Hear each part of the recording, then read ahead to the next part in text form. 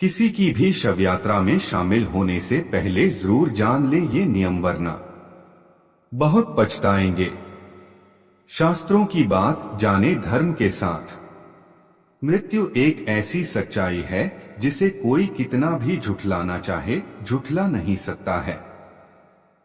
इस दुनिया में आना अगर सच है तो मृत्यु को प्राप्त होना जाना भी उतना ही सत्य है। यही कारण है कि जिस तरह जन्म के समय लोग खुशियों में शामिल होते हैं, ठीक वैसे ही जब किसी व्यक्ति की मौत होती है तो लोग उसमें शामिल जरूर होते हैं। अब ये तो सब जानते हैं कि हिंदू धर्म के शास्त्रों में जन्म को लेकर कई परंपराएं, नियम आदि वर्णित है, परंतु बहुत कम लोग जानते हैं शव यात्रा के दौरान भी काफी बातों का ध्यान रखना अनिवार्य माना जाता है।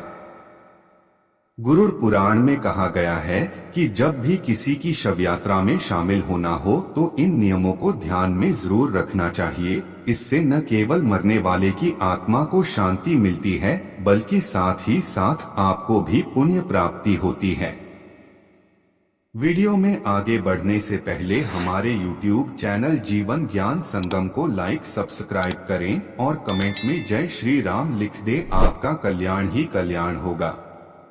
तो चलिए जानते हैं गुरुर पुराण में बताई गई उन खास बातों के बारे जिनमें उन्होंने बताया है कि शव यात्रा में शामिल होने, शव को स्पर्श करने या फिर अर्थी को कंधा देने वाले को इतने समय की अशुद्धि मानी जाती है। इसलिए कुछ ऐसे कर्म हैं जिन्हें इस अवधि में करने से बचना चाहिए। सबसे पहले जानते हैं क्या है सूतक पातक। शास्त्रों के अनुसार जब किसी के घर परिवार में किसी संतान का जन्म होता है उसे पातक कहते हैं, जो सवा माह तक यानी 45 दिन माना जाता है।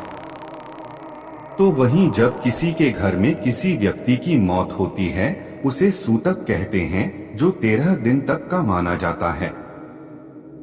गरुड़ पुराण के मुताबिक इन दोनों की अवधि में कुछ ऐसे कार्य होते हैं जिन्हें गलती से भी नहीं करना चाहिए, वरना इसका अंजाम बहुत बुरा होता है। घर में नवजात के जन्म का सूतक प्रसूति को 45 दिन का रहता है। इस प्रसूति स्थान पर 45 तक अशुद्धि मानी जाती है। परिवार में किसी की मौत हो जाने पर जिस दिन दाह संस्कार होता है उस दिन से पातक के दिनों की गणना शुरू होती है। ध्यान दें, जहां दाह संस्कार की बात कही गई है, न कि मृत्यु के दिन की। जिस जातक के घर का कोई सदस्य बाहर यानी विदेश में होता है तो उसे जिस दिन ये सूचना मिलती है उसी ही दिन से बाकी के दिनों तक उसके यहाँ भी पातक लग जाता है। उदाहरण के तौर बता दें, जैसे अगर 12 दिन बाद सूचना मिले तो स्नान मात्र करने से शुद्धि भी की जा सकती है। इसके अलावा जिस घर में किसी महिला का गर्भपात हुआ हो तो जितने माह का गर्भ पतित हुआ उतने ही दिन का पातक माना जाता है, जिससे आज भी काफी लोग अनजान हैं। कहा जाता है इसका पूरा ध्यान रखना चाहिए। इसके अतिरिक्त बता दें, जिस घर में कोई परिवार जन्म बुनियादी का तपस्वी बन गया हो तो उस पर घर में होने वाले किसी जन्म मरण का सूतक पातक नहीं लगता, परंतु स्वयं जब उसका मरण होता है तो उसके घर वालों को केवल 1 दिन का पातक लगता है। शव यात्रा में जाते समय इन नियमों का करें पालन। कहा जाता है किसी दूसरे की शव यात्रा में जाने वाले को 1 दिन का, मुर्दे के छूने वाले को 3 दिन तथा मुर्दे को कंधा देना वाले को 8 दिन तक अशुद्धा समझा जाता है। तो वहीं जिस घर का कोई व्यक्ति आत्मघात करता है तो वहां 6 महीने का पातक मानना चाहिए। अगर शव यात्रा में शामिल होते हैं तो उस दौरान इस मंत्र का जाप जरूर करें। राम नाम सत्य है।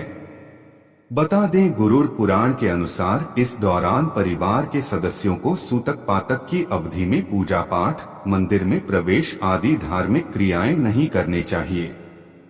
इसके अलावा इस दौरान किसी साधु संत को दान भी नहीं देना चाहिए। यहाँ तक कि किसी भी प्रकार की दान पेटी या गुल्लक में रुपया पैसा नहीं डालना चाहिए। आज के लिए बस इतना ही। मिलते हैं न्यू वीडियो पर। जय हिंद, जय भारत।